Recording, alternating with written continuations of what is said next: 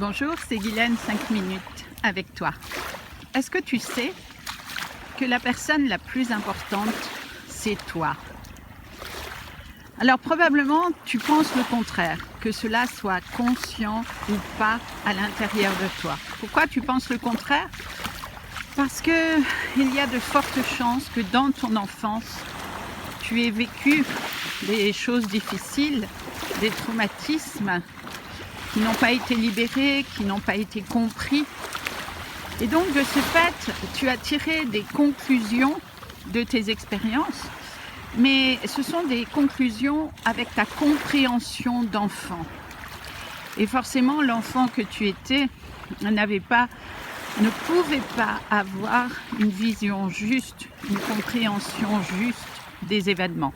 Par conséquent, il a probablement pensé qu'il était une mauvaise petite fille ou un mauvais petit garçon, parce que ses parents étaient autoritaires, voire extrêmement sévères, voire très rigides, qu'il n'a peut-être reçu aucune tendresse, aucune attention. Et tout cela donc crée dans l'inconscient la croyance que nous ne sommes pas OK, nous ne sommes pas comme il faut.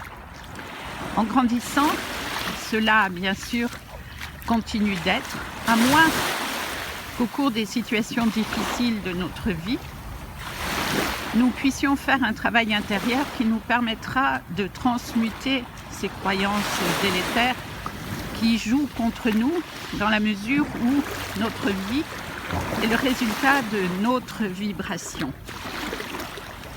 Donc je t'invite vraiment à considérer que tu es la personne la plus importante pour toi.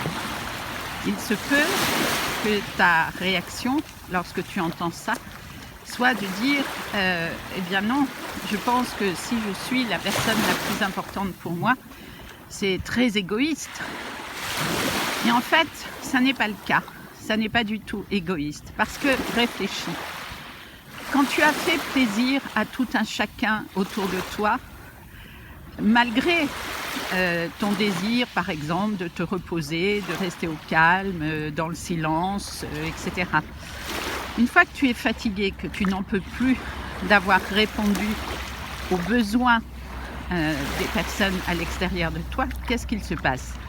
Tu es fatigué et dans cet état, est-ce que tu crois vraiment que tu peux apporter quelque chose de positif aux personnes qui sont autour de toi? Bien évidemment, non. Donc, il est vraiment urgent de recontacter cet état de fait qui est quelque chose à apprendre, en tout cas à conscientiser, que tu es une personne très importante. Et si tu veux faire un pas vers toi, vers ton cœur, alors je t'invite vraiment à considérer que tu es la personne la plus importante pour toi, que tu mérites le meilleur et qu'à ce titre, il te revient la responsabilité de prendre soin de ton cœur, de faire ce qui est nécessaire pour toi, pour te sentir bien, pour ressentir de la joie, en tout cas pour accueillir les événements difficiles de ta vie, non pas comme l'expression d'un échec, mais plutôt comme l'expression d'un apprentissage qui est en cours. Tu le sais peut-être, il n'y a jamais d'erreur, il n'y a jamais d'échec, il n'y a que des apprentissages. Et c'est cela qui résume le mieux tout ce que nous essayons d'être ou de faire et que nous ne parvenons pas encore à être ou à faire. Voilà.